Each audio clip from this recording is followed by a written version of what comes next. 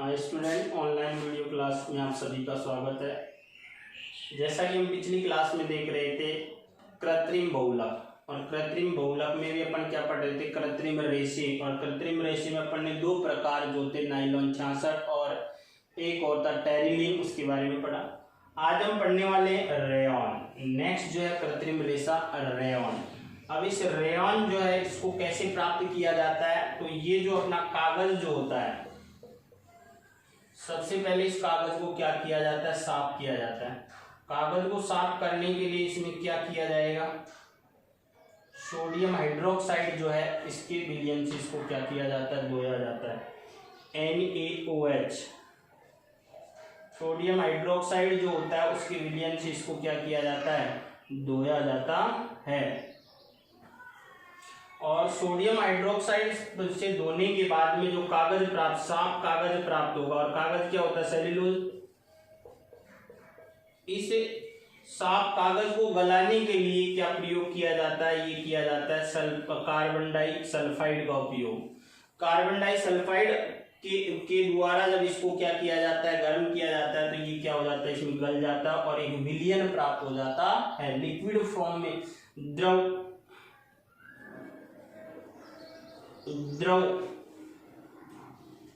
कागज बोल सकते हैं, द्रव अवस्था में। ये कौन सी अवस्था में आ जाता है, द्रव अवस्था में आ जाता है। इस द्रव अवस्था को अब क्या किया जाता है, इसको छोटे छोटे छिद्र युक्त जो छलनी होती है उसमें होकर इसको क्या किया जाता है, छाना जाता है। और छाना भी किस में जाता है, एक जो पात्र होता है उस पात्र में, इसमें क्या भरा रहता है, तनु सल्फ्यूरिक अम्ल। क्या भरा रहता है, तनु H2SO4। इस तनु सल्फ्यूरिक अम्ल के जो है उसको, इस द्रव को छोटे छोटे महीन छिद्र युक्त छलनी होती है उसके द्वारा छाना जाता है या पास किया जाता है, जिसकी इसमें तनु सल्फ्यूरिक अम्ल में, जिसके कारण एक चमकदार रेशा प्राप्त होता है। तो यहाँ पर जो प्राप्त होगा वो चमकदार रेशा, और उसी चमकदार रेशा को क्या कहा जाता है, रेयॉन कहा जाता है। क्लियर। सबसे पहले कागज क्या है, सेल्यूलोज जो है, इस सेल्यूलोज को साफ किया जाता है किसके द्वारा, सोडियम हाइड्रोक्साइड के द्वारा। उसके बाद में साफ कागज जो है इसको द्रव फॉर्म में किसके द्वारा, कार्बन डाइसल्फाइड के द्वारा। और द्रव अवस्था में जब ये आ जाता है तो इसको छोटे छोटे महीन छिद्रों युक्त छलनी जो होती है उसमें छिद्रों में होके तनु सल्फ्यूरिक अम्ल के घोल में क्या किया जाता है, पास किया जाता है, जिसके कारण चमकदार रेशा प्राप्त होता है। उसे क्या कहा जाता है, रेयॉन कहा जाता है। जिसके द्वारा हम क्या उपयोग में, अगर इसके द्वारा वस्त्रों का निर्माण किया जा सकता है ना। इस तरीके से ही अपन को क्या प्राप्त होगा, रेयॉन प्राप्त होता है। क्लियर। नेक्स्ट जो अपन लेते हैं वो लेते हैं प्लास्टिक।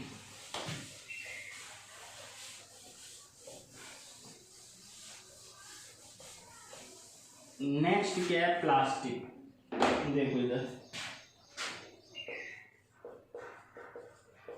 प्लास्टिक की बात करते हैं यहाँ पर। तो प्लास्टिक जो है इसमें कौन कौन अपन ने, पहला पॉलीथीन, ध्यान से देखना, पॉलीथीन।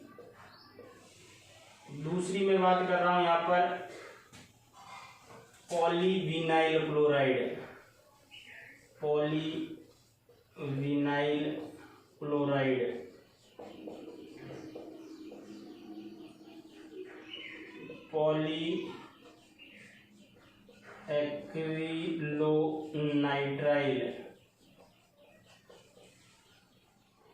इसी को कहा जाता है आर्गॉन।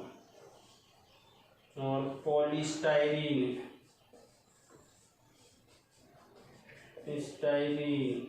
अब देखो इधर, सबसे पहले अगर बात करते हैं पॉलीथीन जो होता है, ये किसका बहुलक, पॉलीथीन एथीन का बहुलक है। तो ये किससे प्राप्त किया जाता है, एथीन से। कैसे, CH2 एथीन का सूत्र है। तो एथीन कितनी एन इकाई आपस में जुड़कर किसका निर्माण करेंगे, CH सिंगल बंद CH, और यहाँ पर ये जुड़कर किसका, ये, तो यही क्या कहलाएगी, पॉलीथीन कहलाएगी।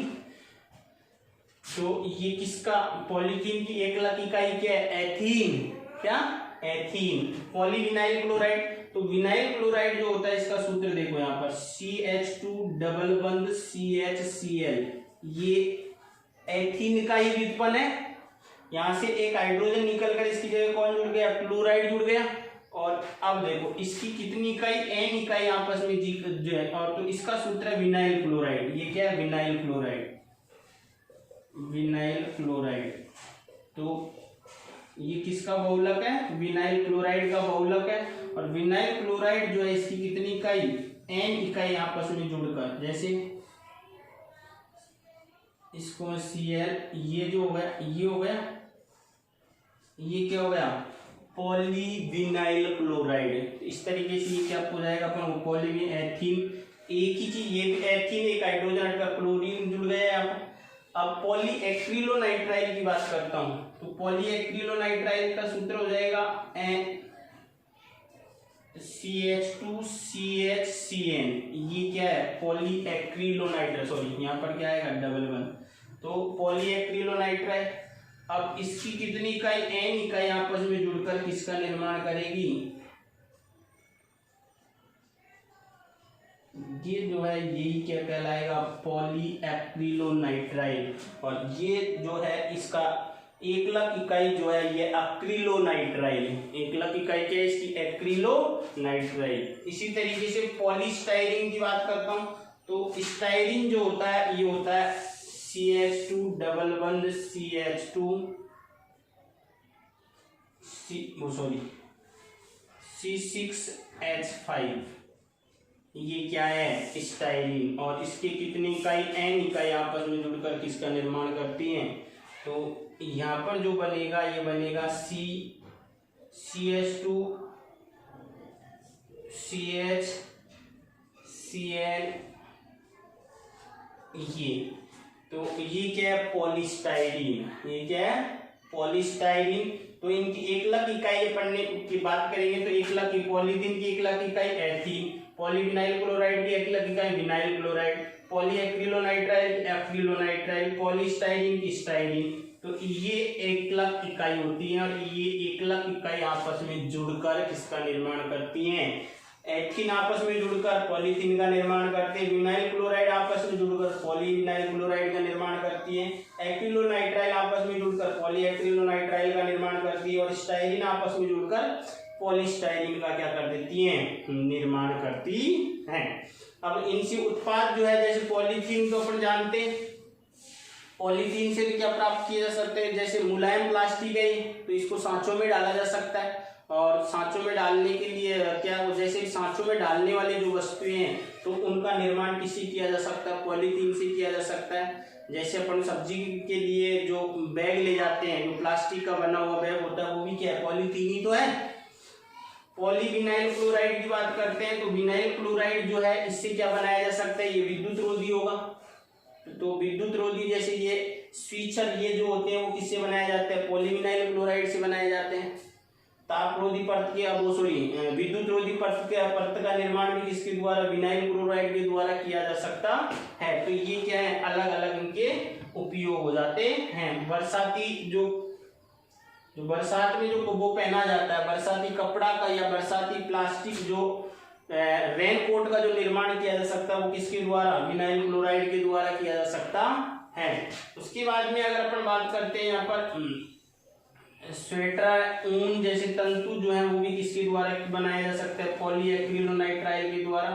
पॉलीस्टाइरीन जो है इसके द्वारा चाय के कप का निर्माण किया जा सकता है, बोतल के ढक्कनों का निर्माण किया जा सकता है, दीवारों की टाइल्स का निर्माण इसके द्वारा पॉलीस्टाइरीन के द्वारा किया जा सकता है। तो ये क्या है, इसके उपयोग है सबके।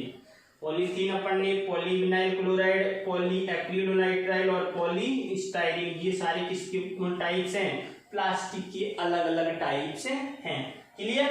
तो अब इस तरीके से अपन ने क्या पढ़ा, प्लास्टिक आज। और नेक्स्ट अपन पढ़ने वाले हैं वो है कृत्रिम रबर।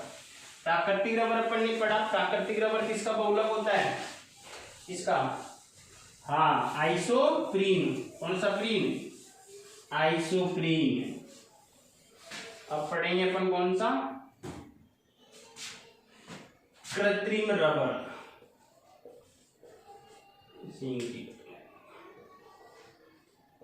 कृत्रिम रबर। अब देखो यहाँ पर कृत्रिम रबर जो है ये दो प्रकार से हो सकता है, जैसे एक तो ब्यूना एस और एक हो सकता है ब्यूना एन। तो ये जो होती है इसकी एकलक इकाई जो होती है ये होता है butadiene, butadiene plus styrene, styrene ये हो सकता है। और ये इसकी ब्यूटाडाइन प्लस एक्रिलोनाइट्राइल, एक्रिलोनाइट्राइल ये इसकी क्या हो सकती हैं, एकलक इकाइयां हो सकती हैं। क्लियर। अब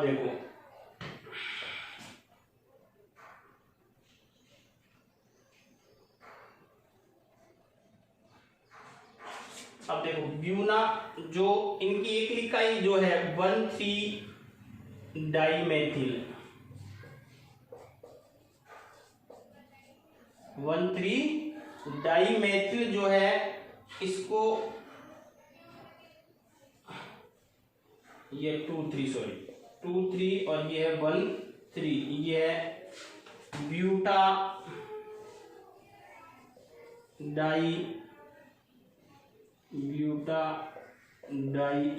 अब देखो यहाँ पर ये जो है ये डबल बंध की स्थिति है, पर इसको ऐसे लिख सकते हैं ब्यूटा 1,3-डाइन। क्लियर। तो 1,3-डाइमेथिल 2,3-डाइमेथिल 1,3-ब्यूटाडाइन जो होता है इसको CO2 की उपस्थिति में, इसकी CO2 की उपस्थिति में सोडियम उत्प्रेरक के द्वारा, सोडियम उत्प्रेरक की उपस्थिति में क्या किया जाता है तो CO2 की उपस्थिति में CO2 के साथ सोडियम उत्प्रेरक की उपस्थिति में किया जाता है तो अपन को क्या प्राप्त होता है, कृत्रिम रबर प्राप्त होता है। क्या प्राप्त होता है, कृत्रिम रबर। क्लियर। तो हम कृत्रिम रबर प्राप्त होता है, उसी कृत्रिम रबर को क्या नाम दिया गया, ब्यूना नाम दिया गया। क्या नाम दिया गया, ब्यूना, BUNA। अब देखो यहाँ पर ये ब्यूना जो है, BU जो है एक ब्यूटाडाइन और NA जो है वो क्या है, सोडियम उत्प्रेरक। क्या है, सोडियम उत्प्रेरक। देखो अपन दोबारा देखने एक बार, कृत्रिम रबर जो है ये दो प्रकार का हो सकता है, एक ब्यूना एस और एक ब्यूना एन। तो सबसे पहले जो ब्यूना जो निर्माण किया जा रहा है, ब्यूना किसके द्वारा, 2,3-डाइमेथिल 1,3-ब्यूटाडाइन को सोडियम की उपस्थिति में कार्बन डाइऑक्साइड की उपस्थिति में सोडियम उत्प्रेरक के द्वारा इसमें ब्यूना प्राप्त किया जाता है। तो एक होता है ब्यूना एस, तो एस का मतलब यहाँ पर क्या है, स्टाइरीन। तो ब्यूटाडाइन और स्टाइरीन जो होता है दोनों को आपस में मिलाकर किसका निर्माण किया जाता है, ब्यूना एस का। और ब्यूना एन का ब्यूटाडाइन प्लस एक्रिलोनाइट्राइल को मिलाकर किसका निर्माण किया जाता है, ब्यूना एन का निर्माण किया जाता है। तो कृत्रिम रबर में जैसे 2,3-डाइमेथिल 1,3-ब्यूटाडाइन प्लस CO2 और Na उत्प्रेरक की उपस्थिति में तो कृत्रिम रबर या ब्यूना प्राप्त होता है। उसी ब्यूना क्यों कहते हैं, क्योंकि ये BU तो क्या है, ब्यूटाडाइन और Na क्या है, सोडियम उत्प्रेरक है। क्लियर। तो इस तरीके से जो कृत्रिम रबर प्राप्त होता है, उसी कृत्रिम रबर से तेल की टंकियां, टायर ट्यूब आदि का निर्माण या चिकित्सा उपकरण जो होते हैं इनका निर्माण किया जा सकता है। क्लियर। तो इस तरीके से हमारा चैप्टर नंबर 8 जो है वो क्या हो गया, कंप्लीट। हमारा चैप्टर नंबर जो 8 है वो क्या हो गया, कंप्लीट। जिसमें किसी को कोई डाउट हो तो कमेंट्स बॉक्स में जाकर आप कमेंट्स कर सकते हैं। क्लियर। चलो ओके।